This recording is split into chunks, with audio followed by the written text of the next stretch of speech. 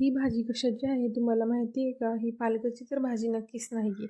तर इकडे आज सकाळी मी माझ्या भावांसाठी एक ऑमलेट बनवत होते, जे की त्यांना चपातीसोबत खायचं होतं. कारण आमच्या इकडे ब्राऊन ब्रेड भेटतच नाहीत. भेटत आहेत, पण ते मिक्स राहत आहेत. त्यामुळे त्यांना काही आवडत नाही आहे.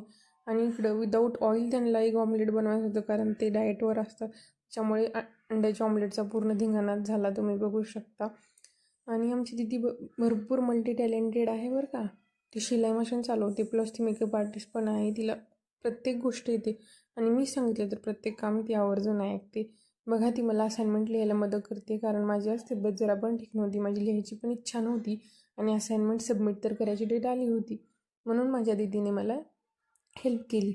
आणि इकडे बघा आमचं माकड, मी त्याचा व्हिडिओ करते तर तो माझा व्हिडिओ करतो आणि मस्तपैकी दुपारचं जेवण केलं. असाइनमेंट लिहित लिहित तर झाला संध्याकाळच्या स्वयंपाकाचा टाईम आणि आम्ही आलो किचनमध्ये. मी इकडे इतके सारे शेंगदाणे भाजते, कारण आम्ही पूर्ण आठवड्याचे शेंगदाणे एकदाच भाजून वाटून ठेवत असतो.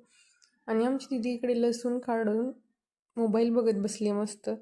आणि संध्याकाळचे वाजलेत 7. आम्हाला 8 वाजायच्या अगोदर स्वयंपाक पूर्ण करायचा असतो. आणि जी मी तुम्हाला सुरुवातीला भाजी दाखवली होती ती पालकची नव्हती, तर ती होती हरभऱ्याची वाळवलेली भाजी, ज्याला आमच्याकडे गरगट्टी भाजी असे म्हणतात. तर आम्ही त्यासाठी अगोदर हिरव्या मिरच्या भाजून घेतल्या, त्यामध्ये मस्त भरभरून लसूण आणि चवीनुसार मीठ टाकून ते मिक्सरमध्ये वाटून घ्यायचं मस्तपैकी. आणि वाटल्यानंतर वाळलेली हरभऱ्याची भाजी अशी चोळून घ्यायची, त्यामध्ये बेसन पीठ टाकून मिक्स करून घ्यायचं. आणि शेंगदाणे थोडे मोठाड वाटून घ्यायचे आणि त्यामध्ये परत मिक्स करून घ्यायचं. कढईमध्ये थोडंसं तेल टाकायचं. तेल गरम झालं की मस्त जिरे आणि आपलं हिरव्या मिरचीचं वाटून घेतलेलं पेस्ट, थोडीशी हळद टाकून पाणी टाकायचं. पाणी उकळलं की त्यामध्ये आपण टाकायचे ते मिक्स केलेलं आपलं सारण. आणि बनली आपली इकडे मस्त गरगट्टी भाजी. तुमच्या इकडे याला काय म्हणतात कमेंट करून नक्कीच सांगा. सहसा आमच्या घरी एक पातळ भाजी, सुकी भाजी, भात आणि चपात्या भाकरी बनत असतात, पण आज आम्ही फक्त एकच भाजी बनवली होती आणि सोबत खिचडी बनवली होती. खिचडी तर बघा किती मस्त झाली आहे.